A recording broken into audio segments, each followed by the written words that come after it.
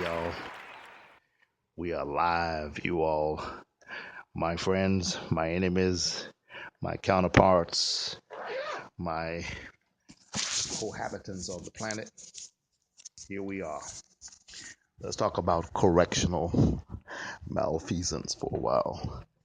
Let's talk about correctional malfeasance. Let's talk about the fact that we have a correctional system in this country that does not seem to be correcting. We have a correctional system in this country which seems to specialize in creating monsters. That's a hashtag that'll tweet. It's a monster factory and it creates monsters. Shameless plug. Go to cafepress.com/Manning and get a copy of the book Creating Monsters by Sherman D. Manning.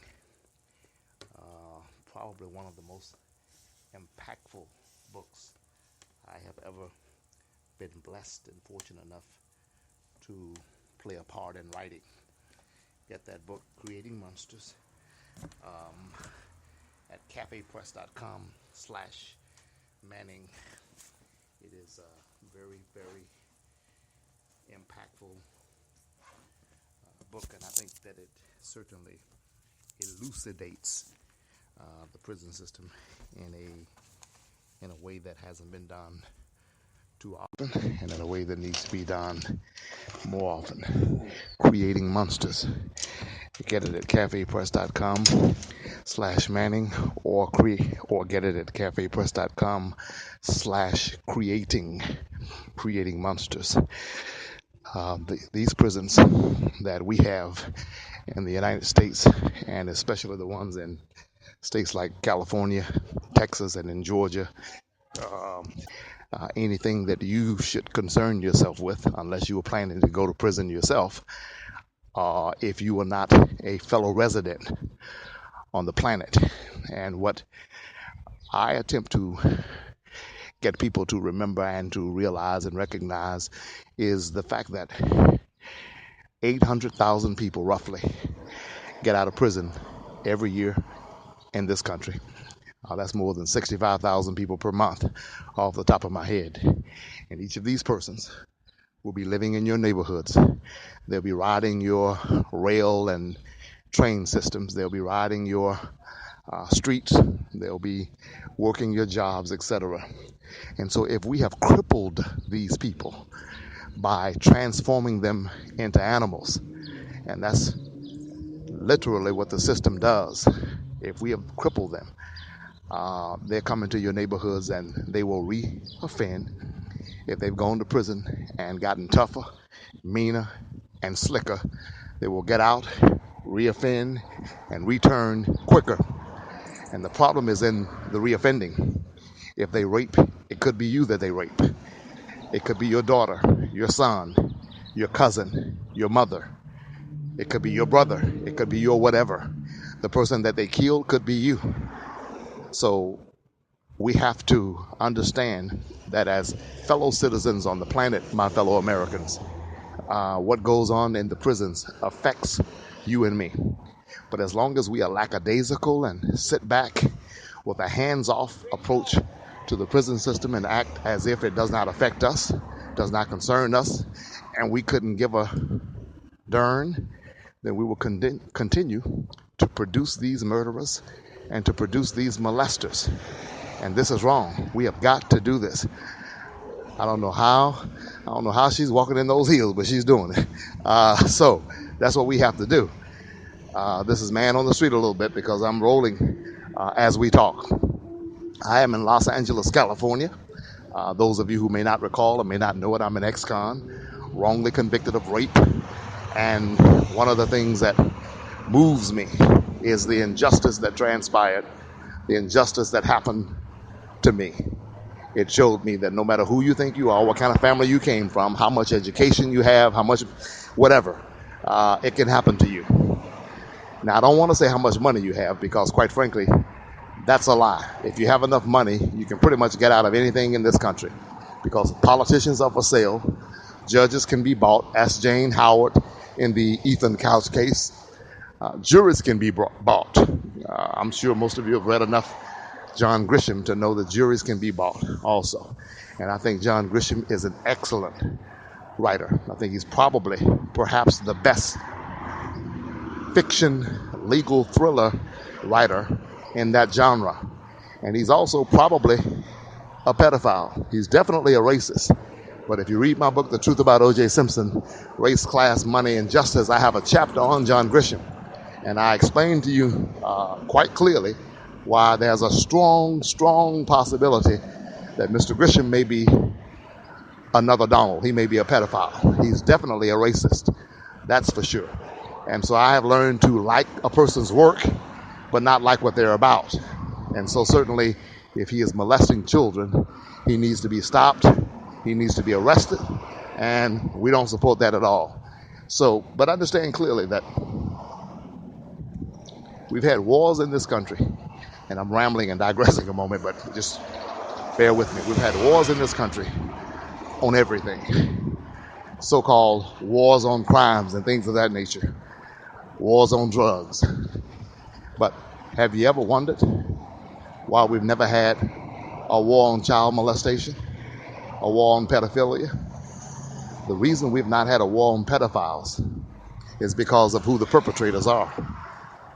Mostly white, mostly middle class and upper class. That is the profile of the average American pedophile. This is not to say that there are not some blacks. There are not some Mexicans. There are. There are not some Asians. There are. They come in all colors, shapes, forms, and fashions. But by and large, the pedophiles, the old gray-headed men who get horny for children and who have this sadistic, psychological inclination to bed children. We're not talking about cougars here. We're not talking about older women who like younger men. We're not talking about older men who like younger women. We're not talking about that. We're talking about straight pedophiles. We're talking about 20, 30, 40, 50, 60, 70-year-old men who want 8, 9, and 10-year-old children, or even 12, 13, and 14-year-old children. These are pedophiles. Need to be locked away forever, because statistical data indicate that 90% of the pedophiles on the planet can never be reformed, can never be rehabilitated, can never have their problems ameliorated. They can't stop. And so since we know they can't stop, they should be away, in prison, point blank, exclamation point. If it were a crime like crack, if pedophilia had the kind of social, cultural effects and attributes that crack has, we've had 1,000 wars on it. There'd be 1 million more black men behind bars if that was something that we did, or something that we were known for, or something that that was prevalent in our community. You see what happened with crack? They passed new laws to lock away black folks, because this is what, quote unquote, you all do. And so since this is what, quote unquote, you all do, this is what we do. We will pass a new law. We will invent new terminology to lock your behind away. It's almost like I say when it comes to Jerry Springer. When you see those Caucasians on his show who can't speak English, and sometimes I can't tell what the heck they're saying the few times I actually watch the show. They don't have a terminology for their vernacular. They don't have any terms for it. But when it comes to black folk who can't talk or who use a lot of slang or what have you, we invented a word, ebonics. So yeah, if crack were a white drug, there would be no special laws. And so since pedophilia is a white crime, basically, there's no special attention paid to it. And nobody talks about it a lot, unless there's some humongous case that gets a lot of press and gets out of hand for whatever reason, then we'll focus on it for a couple of hours or a couple of days, and then we're done with it. Thanks to the American media, black men and crime go together like peanut butter and jelly. Why isn't it that pedophilia and white men, why is it that they don't go together like peanut butter and jelly? They should. It's their crime. It's what they do. Well, some of these California jokers, someone just passed me on a skateboard. He almost took my shoulder off. And now I'm a nice guy, okay? So I just kept on walking. But anyway, Donald reminds me a lot of Adolph Hitler. And there are some stories about Hitler perhaps being a pedophile also. We know Donald is. We know John Grisham might be. And we also know that if the feds wanted to find out, they could. They tap everybody else's phone. I guarantee if there was some poor Latino or poor black or even poor white for that matter person living in the hood that they suspected of committing some vicious crime like that, they would tap their phone and they would know with all deliberate speed whether or not these people were doing that. I guarantee you that that's the way they would handle that. But when it comes to these rich white brothers, we don't have the time, we don't have the inspiration, we don't have the inclination to come up with any special task force to figure out why these rich white businessmen like Donald are running around chasing behind children who are prepubescent or who are adolescent. It is sick. It makes your stomach turn. But just think about Donald himself. Here is a man, I repeat, who said that his daughter is so fine and so sexy that if he were not married, he would quote unquote screw his own daughter. What else do you need to say? What else do you need to hear? What else do I need to say? See, once you hit me with that, I don't know what. Come on, man, what you doing blocking me? You'll have to excuse me. It's a live podcast. I'm sorry. Once you hit me with that, you don't need to tell me anything else. You understand? It's almost like someone walking up to you, some white guy walking up to you, and he looks like a, whatever. And you think in the back of your head, this guy looks like a big old racist or what have you. And then he opens his mouth and you hear the N-word, and then he tells you a racist joke.